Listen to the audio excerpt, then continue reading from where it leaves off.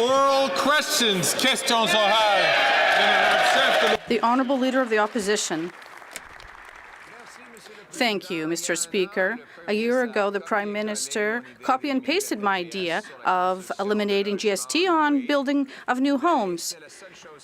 But that's the only thing he did because it has just driven up costs. Yesterday, I proposed eliminating GST on houses under $1 million, and the housing advisor of the PM, Mr. Mike Moffat, said that it's the most audacious proposal for middle-class housing ever proposed by a political party. Will he accept my idea? The Right Honourable Prime Minister. Mr. Speaker, when the Leader of the Opposition was the Minister of Housing for Stephen Harper, he failed in his job. He only built 6 affordable housing units across the country. Now he's proposing a program that will cut transfers to municipalities and investments that we're making in infrastructure to build more houses across the country. It's cuts to programs and services that Canadians are counting on, that the Conservatives are offering, and we are investing to build homes across the country for Canadians. The Honourable Leader of the Opposition.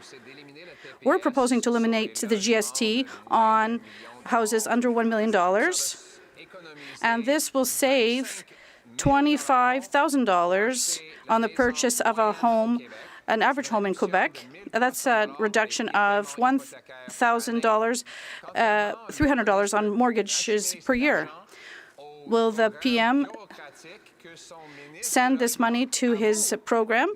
And even his minister is saying his program is not building homes. Will he accept my program to cut bureaucracy and taxes to build new homes?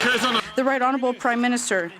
Mr. Speaker, what the Conservative leader wants to cut is the $900 million that we're sending to Quebec for the Housing Accelerator Fund to build homes across Quebec and the country. He wants to cut and remove $900 million that we're sending to Quebec to build more homes, to solve the challenges that Quebecers, and particularly young Quebecers, are facing. His solution isn't one because it always involves cuts to services and investments in programs that Canadians need. It's not cuts and austerity that Quebecers want. They want investment in a better world. The Honourable Leader of the Opposition. Took my idea last year to remove GST off rental housing construction. It's the only thing he's done right, because of course after 9 years he's doubled housing costs.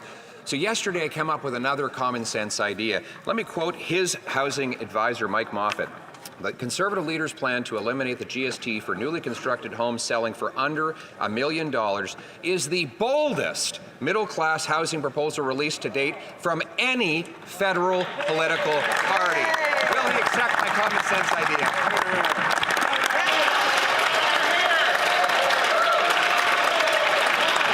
The Right Honourable Prime Minister.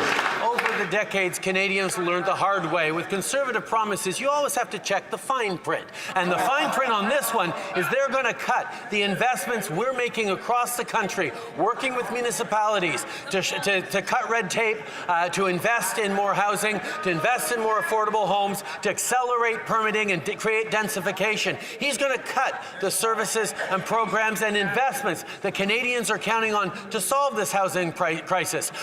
That's all he offers, Mr. Speaker, cuts to the programs and supports that Canadians need. Whether it's the housing accelerator or housing and infrastructure investments, he's going to build slow homes. The Honourable Leader of the Opposition. He named the 2 bureaucracies I'll get rid of. One is ironically named the Housing Infrastructure Fund, $5 billion. How many houses is it built? Zero. How many pieces of infrastructure? Zero. Can you even apply for money for it? No. It's just for bureaucrats. Then there's the Housing Accelerator Fund, which his own Liberal housing minister says the fund doesn't go towards the cost of building houses. It doesn't actually lead to the construction of specific homes. The Housing Accelerator Fund doesn't actually directly build homes. So why not take the money, axe the tax, and build the homes? The Right Honourable Prime Minister. Mr. Speaker, Speaker, the Leader of the Opposition is intending to cut the Housing Accelerator Fund, which is all about creating densification across our communities, accelerating the permitting and cutting red tape, using more public lands, creating more opportunities for public land to be used for the creation of affordable homes. It's about changing the way homes get built so they get built faster and more accessibly for Canadians. He's about cutting the programs and the services that Canadians rely on. That's what Canadians have learned about Conservative promises. Got to look at the fine print, and the fine print is cuts to things Canadians need. That's right. The Honourable Leader of the Opposition. Cuts to taxes Canadians pay, Mr. Speaker. We will axe the tax, the sales tax on new homes under $1 million, saving up to $50,000 on a new home or $2,700 in lower mortgage payments every single year. By contrast, in the last 3 years, the number of young people who have ownership of a home today has fallen by half under this Prime Minister and his incompetent housing minister. So why won't he cut the bureaucracy, axe the tax, and build the home? The Right Honourable Prime Minister. Speaker, Canadians have learned when Conservatives make promises, you've got to check the fine print. And the fine print on this one is cutting programs that are investing in building new homes right across the country, working with municipalities and delivering the homes that Canadians, particularly young Canadians, need. Now, if the Leader of the Opposition actually cared about young Canadians, he wouldn't be standing against the fact that we're asking wealthier Canadians to pay a little more in taxes to help young Canadians with buying a home, with creating a future, with creating the jobs that they need. We're going to continue to invest in young people for intergenerational fairness while he gives tax breaks to wealthiest. The Honourable Member for Belleuil-Chambly. Mr. Speaker, all the parties in this House supported at various stages different measures. One, to help 1 million retirees in Quebec and across the country, and others to support farmers. We gave the government 5 weeks, and then the government said no. I'm wondering if the Prime Minister is saying that our proposal is bad because they voted in favour of it. And why does he not ask the relevance of the question to Quebecers with regard to his election? The Right Honourable Prime Minister, Mr. Speaker, the Bloc Leader knows full well that in terms of protecting our farmers, we're moving forward and we're here to protect supply management. We're here to ensure that the Senate will adopt this legislation or an equivalent bill, because we'll always be here to protect our farmers. In terms of our seniors, we'll also always be here to protect them, whether it's in terms of dental care that has now been delivered to almost 1 million Canadians, particularly seniors.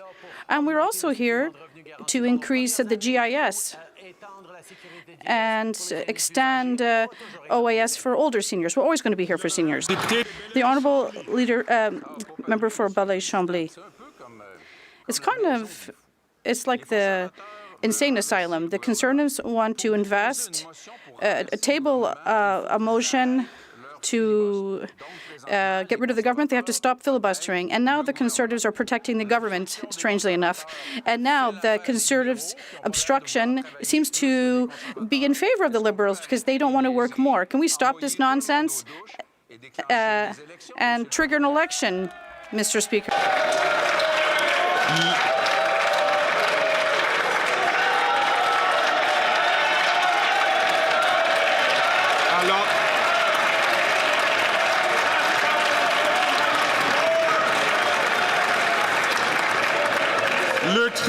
The Right Honourable Prime Minister. We can clearly see who is here in this House to play politics and who's here to work.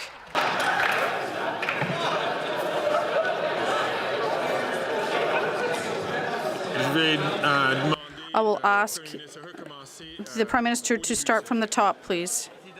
Mr. Speaker, we can clearly see who here in this House is here to play petty politics and who is here to deliver for Canadians. It's exactly what we are doing by providing dental care across this country to help almost 1 million Canadians with dental care. And we have been here to invest in more daycare spots, and we're going to continue to be here to deliver insulin free of charge for people who need it, who cannot afford it, and to provide contraceptives for people who need it. We have work to do, and we are doing it for Canadians. The honourable member from Burnaby South. Rogers is ripping off Canadians with hidden TV box fees. Again, the Conservatives laugh about this while Canadians get ripped off. Very interesting. The Liberals help them do it by allowing the merger, the multi-billion-dollar merger with Shaw. And the Conservatives not only are laughing, but they don't care about it because their Conservative leader gets big checks from Edward Rogers. Oh, that makes sense. I get it now.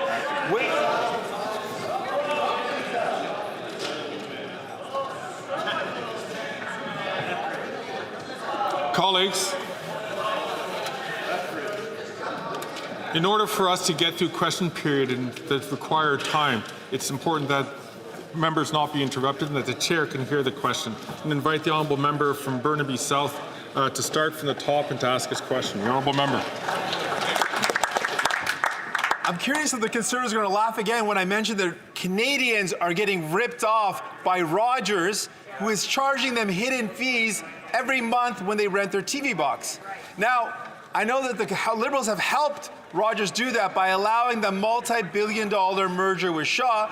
The Conservatives don't care about helping Canadians because their leader gets big checks from Edward Rogers. But my question is to the Prime Minister. Will he commit today to forcing Rogers to reverse these fees or ban them from receiving any federal contracts?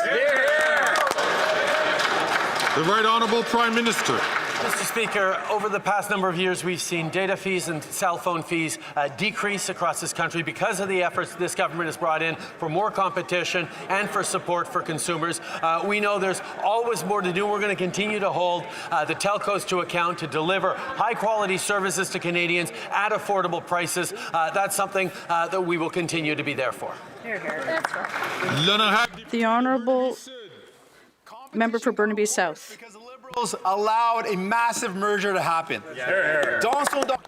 In her documentary La Peur au ventre, Leah Clermont-Dion shows that the anti-abortion movement is gaining ground. She shows how anti-abortionists are pulling Conservative strings. The Liberals, for their part, have not improved access to abortion. When will the Prime Minister finally ensure safe and equitable access to abortion across the country? The Right Honourable Prime Minister. Mr. Speaker, as a party and as a government, we always have been here to protect women's rights. We'll continue to do so and to increase access to health care services, reproductive services across the country. At the same time, I share the concerns of my colleague from the NDP. In terms of the Conservatives, and particularly there are members, Quebec Conservative members, that don't say anything when they have to defend women's rights. They don't speak up to fight back against conservative attacks against the women's right to choose. And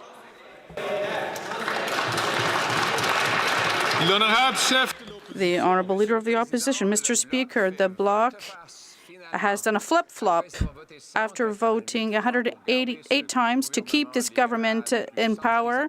It's the most centralizing and expansionist government in history. They've kept them in power. They voted two more times this fall in a confidence vote, even though they gave nothing to farmers or seniors. Once again, can the Bloc vote with us to end this government that does less for Quebec? Will the NDP finally break off its costly coalition with the government and call a carbon tax election?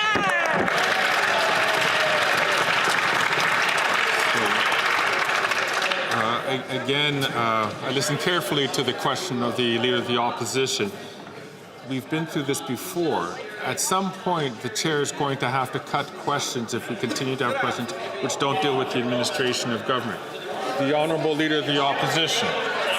Mr. Speaker, the very angry housing minister has been up all night trying to dream up some snarky comment in response to the very popular announcement Common Sense Conservatives made yesterday to axe the federal sales tax on homes under $1 million. Something that his own advisor, Dr. Mike Moffat, has said is the most bold announcement of any federal party for middle-class home ownership. He took my idea on GST for rental housing. Will he accept this common sense plan to axe the tax?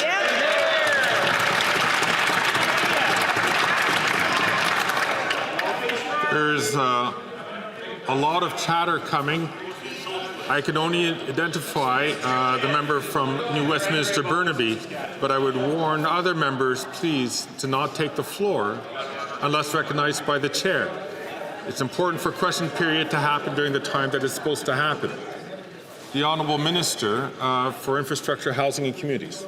Mr. Speaker, with all the time and energy he spends on me, I'm going to have to send him a check for the time I've been living rent-free in his head. But I got to tell you, yesterday, make no mistake, the Conservative leader announced he would make multi-billion-dollar cuts to programs that will get homes built in this country. Now, he knows that, and we can agree on that piece. What he doesn't know is his caucus colleagues have been going behind his back, writing me letters advocating for their communities to receive funding through the Housing Accelerator Fund because they believe it will get more homes built. My question for the Conservative members of his caucus, will they have the courage to stand up and tell him he's wrong?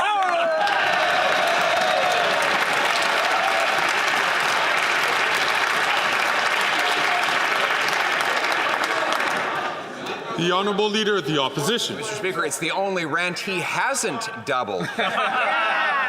And nobody else has to tell that member that he's wrong because he told himself. This is what he said about his own Housing Accelerator Fund. Let me quote it.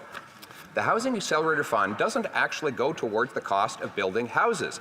It doesn't actually lead to the construction of specific homes. The Housing Accelerator Fund doesn't actually directly build homes. And he's right. Since he started forking over these big checks, construction has gone down in the major municipalities that has received it. So will he cut the bureaucracy, axe the tax, and build the home?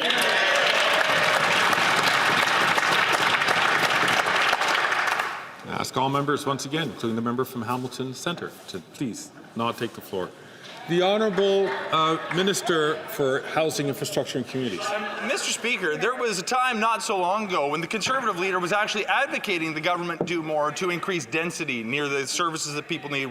Infrastructure already exists. There was a time when he was actually advocating to do something to reduce development cost charges to make it cheaper to build homes in this country. There was a time he was advocating the government do something to actually speed up the process of permitting. Now that we've actually moved forward with billions of dollars of investments that are getting homes built, making changes, he's changed his view and says we should do nothing on any of these programs and blames the government for making the investments he once thought was a good idea. We're going to do what it takes to build homes. I wish he'd join us. The Honourable Leader of the Opposition. Mr. Speaker, he's done precisely the opposite. Since he gave Toronto $500 million, that city hall has jacked up development taxes by 40%. No wonder construction is down 20%. That's probably why Dr. Mike Moffat, the minister's housing advisor, said that it's hard to deny that the Housing Accelerator Fund is turning out to be nothing more than a heist of tax dollars flowing from the feds to the municipality. Wow. So enough with the heists. Won't he cut the bureaucracy, axe the tax, and build the home? Yay! The Honourable Minister of Housing, Infrastructure and Communities. Mr. Speaker, I sometimes ask myself where they found this guy. He twists the facts to suit his narrative whenever he wants. It's almost like the Conservative Party, when looking for a new leader, hopped on Temu, typed in far-right Conservative, and then spit this guy out instead. He opposes investments in affordable housing. He borrows lessons from his cousins south of the border when he opposes birth control for women. During the January 6th of Canada, the convoy, he wasn't just telling people to stand by, he was bringing them coffee in the streets. Mr. Speaker, it might be election season in America. We don't need this far right-wing populism here at home.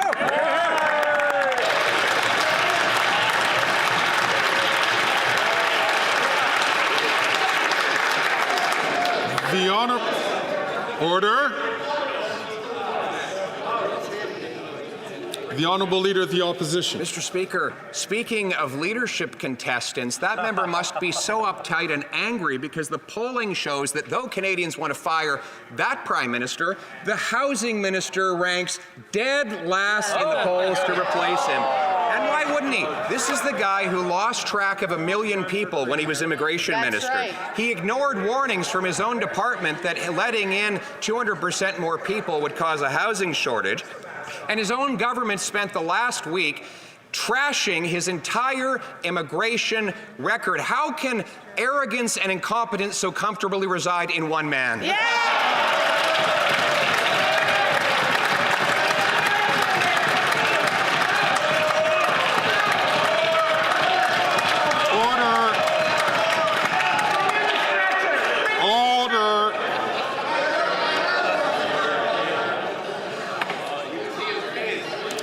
The Honourable Minister of Housing, Infrastructure and Communities. Mr. Speaker, the Conservative leader asks how arrogance and incompetence can live so comfortably in one man. He manages to show us every single day. Mr. Speaker, let's actually look at the facts.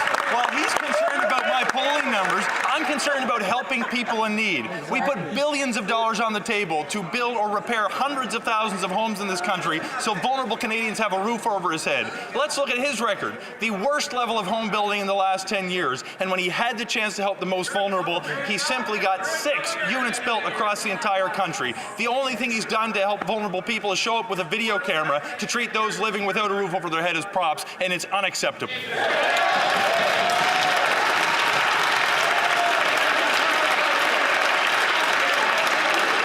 The Honourable Leader of the Opposition. Mr. Speaker, the sum total of the chaos in our immigration system that happened under this government happened while he was the minister. His own subsequent Liberal successor has now denounced him and blamed him and his policies for the housing shortfall we have today.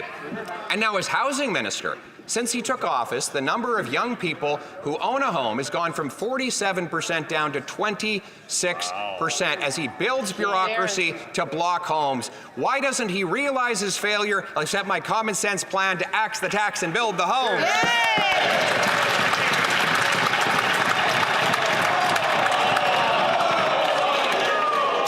The Honourable Minister for Immigration, Refugees and Citizenship.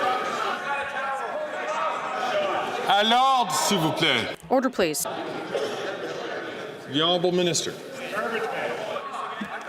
Mr. Speaker, the Leader of the Opposition has said there's been consensus on immigration for 150 years. That means he's okay with the Chinese head tax. That means he's okay with not letting Jews in after the Second World War. That means, Mr. Speaker, that he's okay, and we know it already, he was in cabinet, he was okay with the barbaric practices snitch line. How does he want to fix things, Mr. Speaker? He wants to use math. Well, the last time he used math, he was the housing minister, and he could barely count to 6.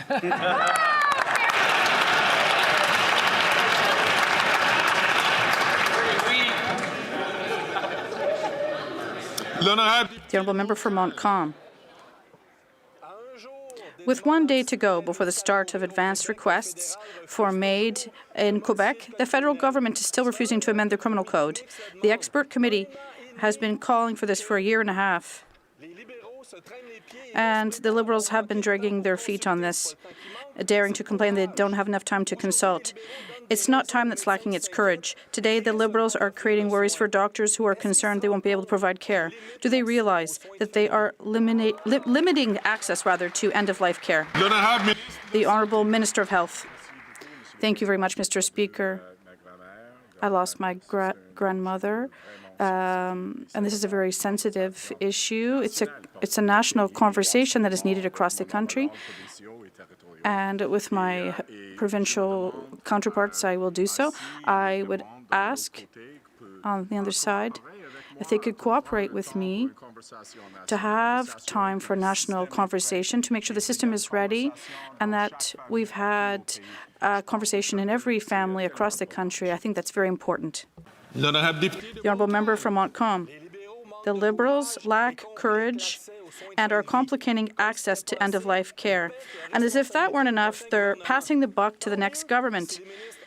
better off if today's ministers don't challenge Quebec's decision to accept advanced requests. But can they offer the slightest guarantee to those who will be in their place after the next election that they won't contest it? Of course not. Do they realize that they are shoveling the responsibility of legalizing advanced requests for MAiD onto the Conservatives? The Honourable Minister of Health. Mr. Speaker, it's not a question of courage, but rather of logic and compassion to ensure we've had time to make sure the system is ready for such a large change. And we have to make sure for such a sensitive topic as this that we have time in every family across the country to have a conversation. And that's the reason why we're having a national conversation now, not for a long time, just for the next period. And during this time, it's a good opportunity to talk and make sure our system is ready. The Honourable Member for Montcalm. It's not time to talk, but to take action. The Liberals are shoveling the decision on the legality of advanced requests onto the Conservatives. And this is a party that has been against any form of MAiD since day one, a party that is infiltrated by the religious right, a party that finances itself with collection money from fanatical churches in the West. Imagine this is the party that will decide whether or not to legally protect doctors who provide end-of-life care to Quebecers. How can the Liberals be so irresponsible?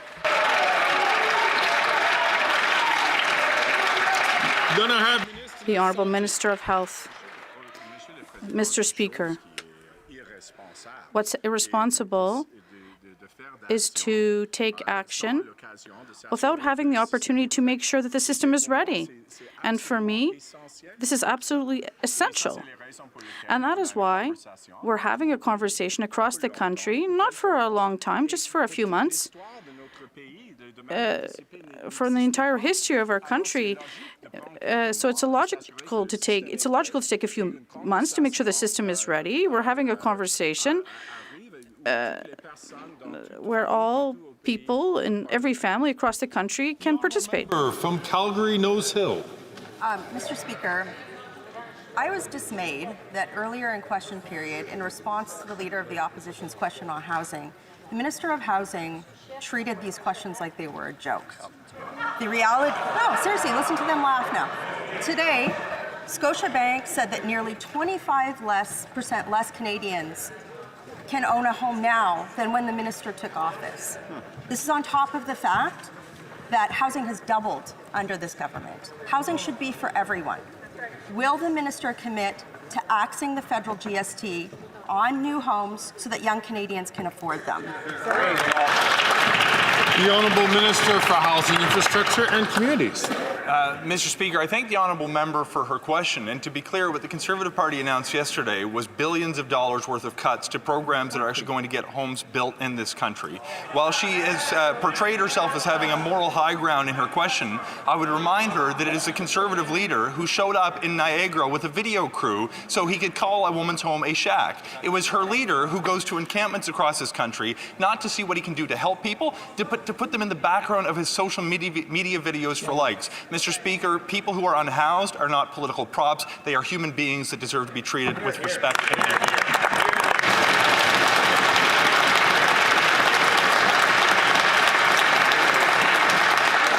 The Honourable Member from Calgary, Nose Hill. The Housing Accelerator Fund doesn't actually directly build homes. Who said that? The Minister of Housing! This is the same man who juiced temporary visas knowing that students were sleeping under bridges and were performing sex acts because they couldn't afford rent. This minister has been allowed to fail upwards. Even his caucus members know that. So when will the Prime Minister stop letting this minister fail upwards while Canadians are failing to pay their rent? Hear, hear. The Honourable Minister of Housing, Infrastructure and Communities. Mr. Speaker, the attempt to link very challenging life circumstances to the government's Housing Accelerator Fund is beyond disingenuous. She wants to talk about what her colleague members know. They know that this fund is actually helping get more housing built in this country. There is a number of them who are writing me personally asking that their communities be picked for funding because they know that it's going to succeed in building more homes in their cities. Mr. Speaker, my question is whether they will have the courage to actually stand up and tell their leader that he is wrong to make billions of dollars of cuts to housing like he was wrong when he did it when he was the minister.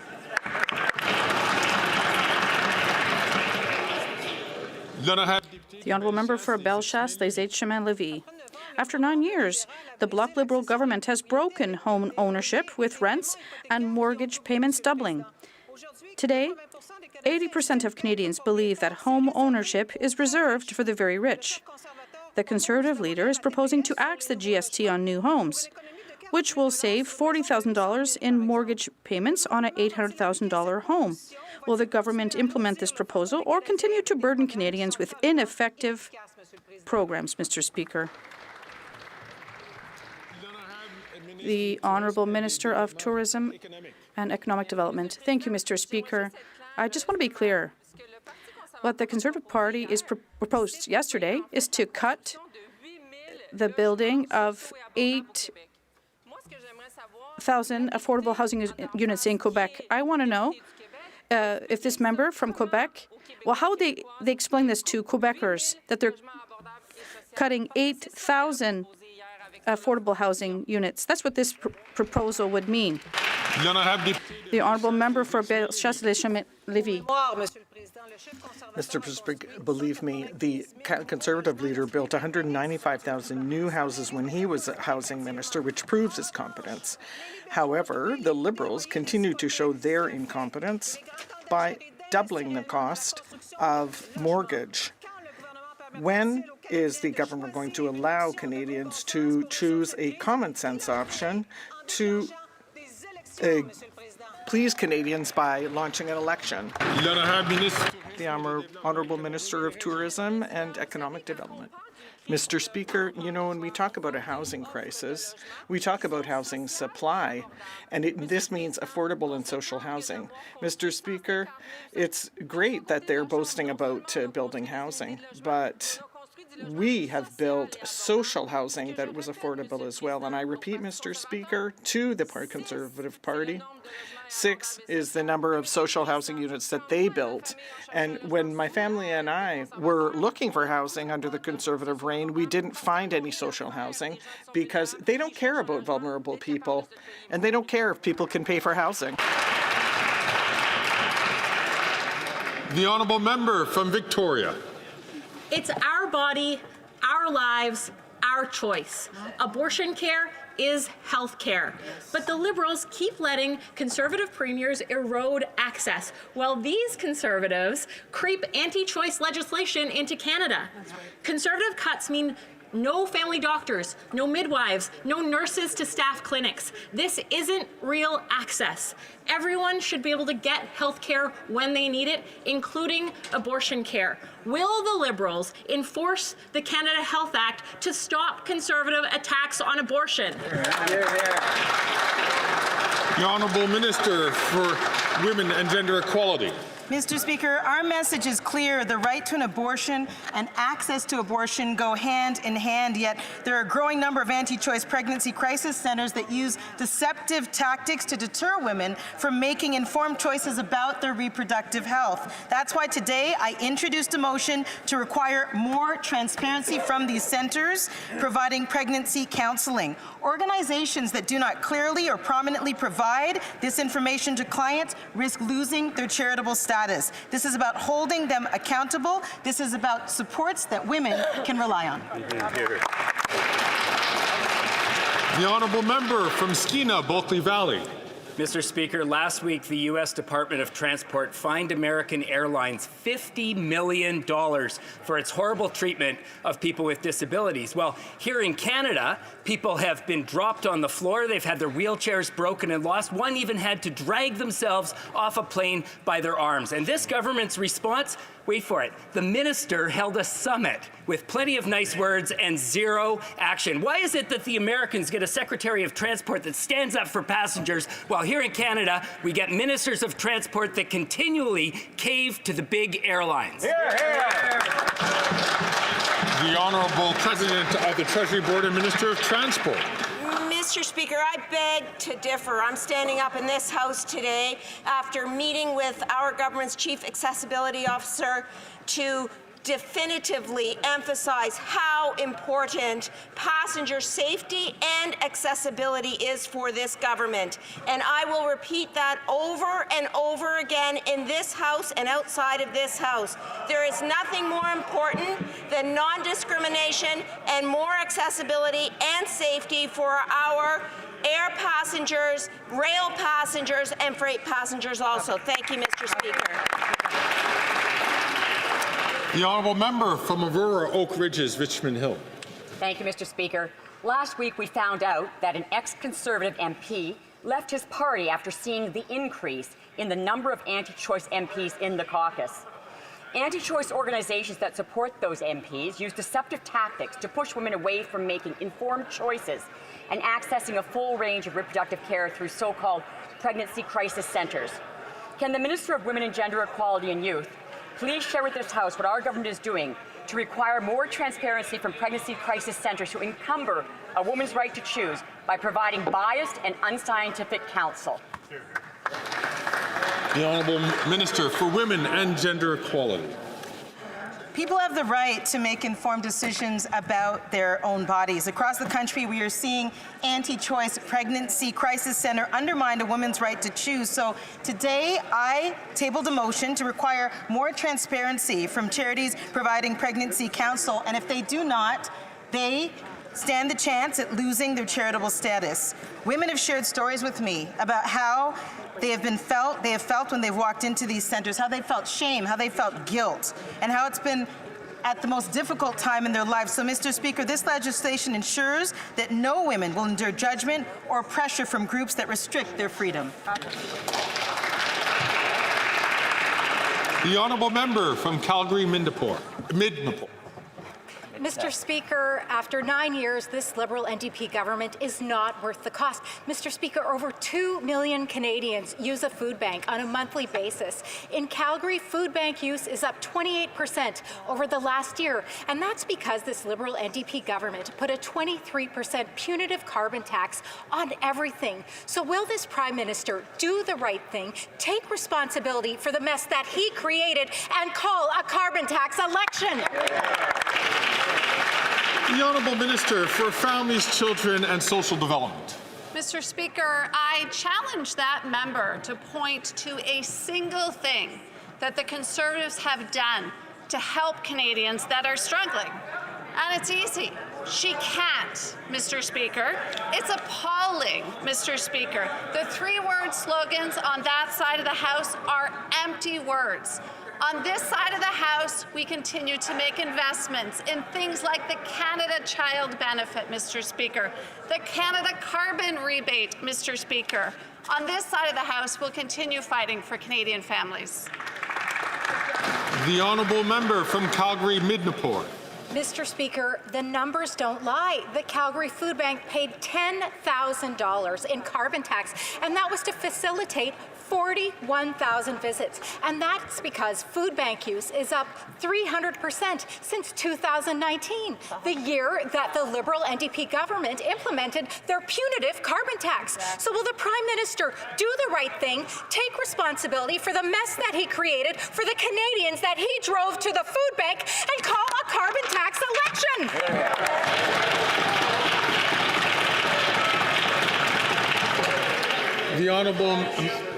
The Honourable Minister for Employment, Workforce Development and Official Languages. Thank you, Mr. Speaker. The Honourable Member wants to talk about numbers and facts, so let's talk about the numbers and facts. 8 out of 10 Albertans get more money back from the Canada carbon rebate than they pay in the price on pollution. But Mr. Speaker, the best solution to people who are struggling is a good job. $22 billion in investments from this government into the energy sector, into clean electricity, into carbon capture, use and storage, $25 billion for the healthcare system. Do you know what the price for a Conservative government would be, Mr. Speaker? $20,000 per Alberta family with one kid. That's a tax nobody can afford. The honourable member from Portage Lisgar. After 9 years, these NDP Liberals are simply not worth the cost. Food Banks Canada reveals a devastating truth. Over 2 million Canadians are turning to food banks. They also report that up to 25% of Canadians are living in a state of poverty. In Manitoba, food bank usage has surged by 30% in just the last year alone. And despite this crisis, the Prime Minister still thinks it's some sort of a brilliant idea to quadruple the carbon tax. So when will the Prime Minister put an end to this misery and finally just call a carbon tax election? The Honourable Minister for Families, Children and Social Development. Mr. Speaker, I had the opportunity recently to be in Manitoba and to announce that Manitoba has signed on to our National School Food Program. This year alone, Mr. Speaker, 19,000 additional kids in that province will receive food at school through this program. That's real children and real food, not the bureaucracy that the Leader of the Conservatives would like to claim that this program is. That's the impact of the work that we're doing as we roll out this program across the country. The honourable member from Portage Lisgar. Canadians recognize the impact of this Liberal government's policies, and it's that they're being recklessly driven into poverty. How many more families have to suffer? How long do the lineups at food banks need to be before this Prime Minister realizes that he and his government are the cause? Because if you tax the farmer who grows the food, the trucker who ships the food, and the grocer who sells the food, how can he be surprised when we're seeing record-breaking food bank use? Canadians want a carbon tax election. When will this Prime Minister give it to them? The Honourable Deputy Prime Minister and Minister Finance. Mr. Speaker, the Conservative leader doesn't usually give press conferences. That's why it's understandable that he goofed yesterday and he admitted his true plan. He said, we're going to cut 2 programs for sure and more beyond that. So now we all know the Conservative plan is one of cuts, cuts, cuts. They're going to cut that school food program that's going to feed 400,000 kids. They're going to cut dental care that is provided care to 1 million Canadians. They're going to cut pharmacare. They're going to cut early learning and child care. But we won't let them. That's right. The honourable member for Avignon, La Métis, Matane, Matapédia. Mr. Speaker, at the Bordeaux prison in Montreal, the correctional officers say that there are so many drones that fly overhead that it's like an airport. They carry knives, drugs, and they smuggle in cell phones for the criminals in prison. And in Ottawa, they just sit back and sit idly by. Quebec is calling for phone signal jammers, and correctional officers want the same thing in federal prisons. But nothing is moving, except for the drones, of course. What is the minister waiting for to ban the use of cell phones in prison? The Honourable Minister of Public Safety. Mr. Speaker, on the contrary, we're not waiting. We're already rolling out a number of technologies in federal prisons, and obviously we can't discuss the details of this technology capacity in public. I have visited some of these federal penitentiaries in Quebec, and I've seen for myself that the application of these technologies works. And I've had a great discussion with Minister Bonardel in Quebec to help Quebec with their prisons so that they have access to the same technology.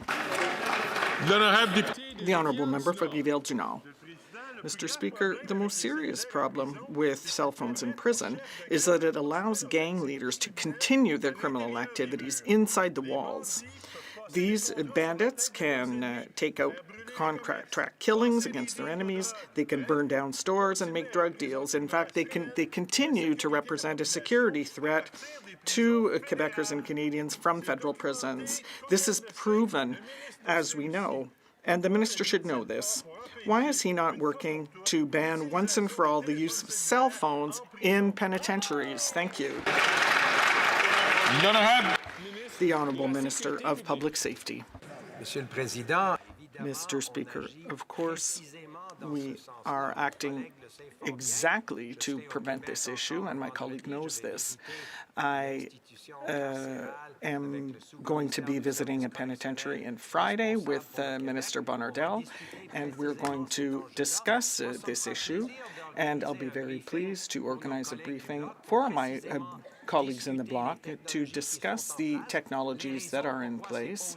And it's not simple, so we can't give details in public on the floor of the House of Commons. The honourable member from Haliburton, Kawartha Lakes, Brock. Speaker, after 9 years, these NDP Liberals aren't worth the misery. Every month in Ontario, 750,000 people must rely on food banks to get by. That's up nearly 10% over last year. Shameful. Worse, monthly visits by Ontario's children are up almost 117% since 2019. Despite these record numbers of children relying on these food banks, the NDP Liberals continue to increase the carbon tax by 23%, on the way to actually quadrupling it, making groceries even more expensive. How many more families must suffer before the Prime Minister calls an election? Good question. The Honourable Minister for Families, Children and Social Development. Mr. Speaker, Canadians have been facing challenges in these expensive times, and that's exactly why we've been delivering programs to help them. Our $10 a day childcare program, Mr. Speaker, is saving families thousands of dollars each and every year. The National School Food Program, Mr. Speaker, which will see 400,000 additional kids receive food at school. The Conservatives would like to make you think they are pro-family, but we know that they will cut these programs at the first possible opportunity. The honourable member from Haliburton, Kawartha Lakes, Brock. Speaker, after 9 years, Indigenous peoples and families living in rural and remote Ontario know the NDP Liberals aren't worth the cost. The impact of the carbon tax on the cost of groceries is a real issue for those trying to make ends meet and feed their families. Hunger Count 2024 reports there are over 2 million visits to food banks across Canada in March of last year. That's up 90% since 2019. When will the Prime Minister stop ignoring the evidence, admit their carbon tax scheme isn't working, and call a carbon tax election? The Honourable Minister for Indigenous Services. Well, thank you, Mr. Speaker. For a moment, I thought my official critic was going to ask a question about Indigenous peoples, but again, we saw a return to their talking points, not the kinds of things that matter to the First Nations people that I've been working so hard with along with my colleagues. In fact, that member voted against Indigenous health care, Grassy Narrows care home, emergency management support, schools, roads, housing, water. You get the picture, Mr. Speaker. They're no friends to Indigenous people. The honourable member from Coastal Bay Central, Notre Dame. After 9 years, the NDP Liberals are not worth the cost. Yesterday, Food Banks Canada reported that the need for food banks is spiraling out of control, with 2 million Canadians per month depending on them. Demand at Bridges to Hope Food Bank in St. John's is expected to surge 30% compared to 2023. Despite record-smashing food bank usage, the NDP Liberals increased the cost of groceries by raising the carbon tax 23%. Mr. Speaker, instead of quadrupling the carbon tax, will they axe the tax so that people can afford to eat? The Honourable Minister of Health. Mr. Speaker, what they would axe in a place like Newfoundland, remember, the Conservative leader said the dental care program didn't exist. Right? Said it's not going to work, not going to happen. Newfoundland now happens to be one of the leading places in the country for people getting care. And on average, it's saving them $730. Do you know that what it's going to save our emergency rooms and creating space? About $1.8 billion, the opportunity to serve emergency rooms. Imagine those savings. That's what they're going to cut. So when they look vulnerable people in the eye, tell them the truth. Tell them what you're going to do. You're going to take away their dental care. You're going to make sure they don't get the diabetes medication they need, and that's going to cost them big money, Mr.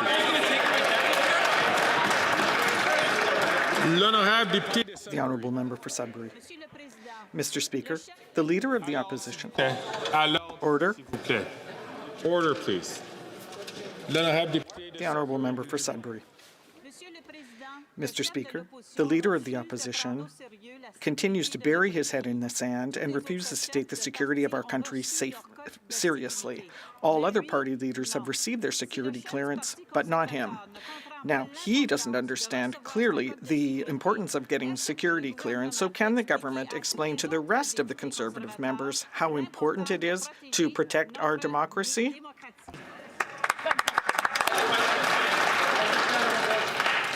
The Honourable Minister of the Environment and Climate Change.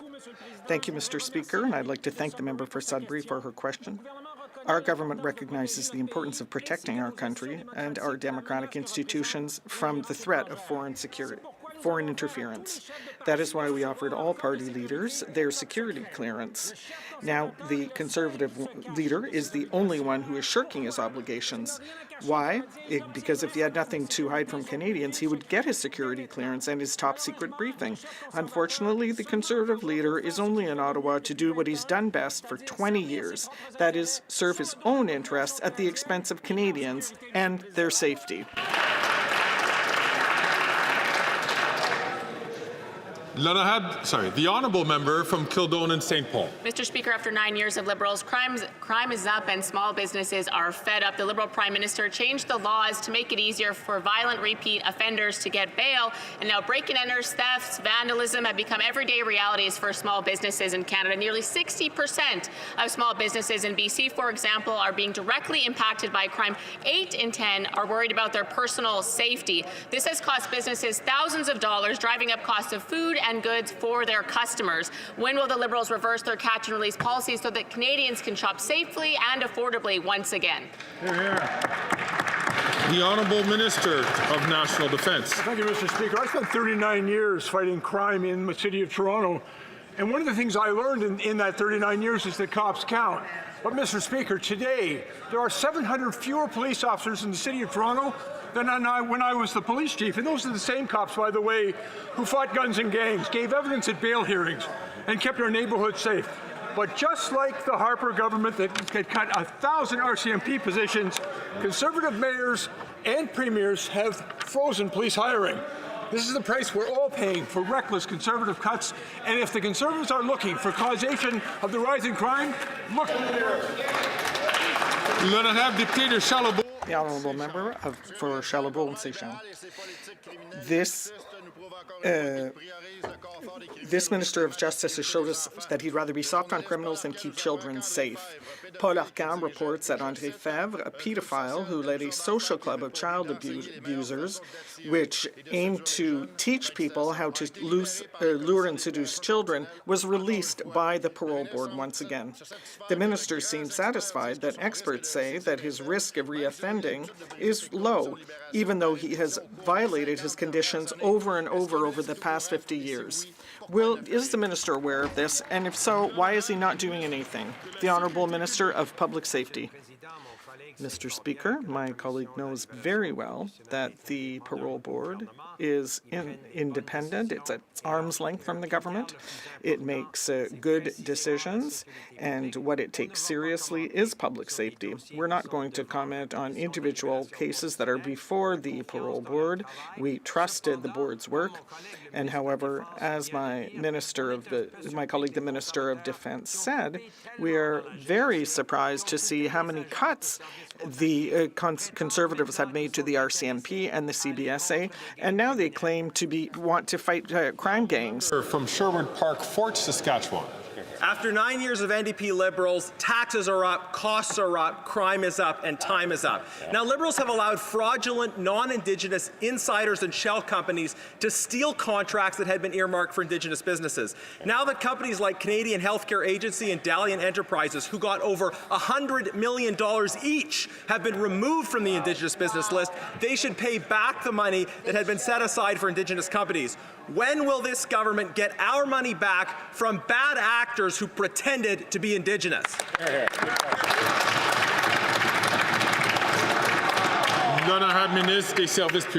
The Honourable Minister of Public Services.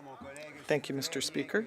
My colleague knows full well that audits are done regularly to ensure that things are done properly. What my colleague has not said, though, is whether he is in favour of these targets to be granted to Indigenous businesses. Order. The honourable member from St. John's East. Mr. Speaker, protecting a woman's right to control her own body includes access to clear and transparent choices in health care.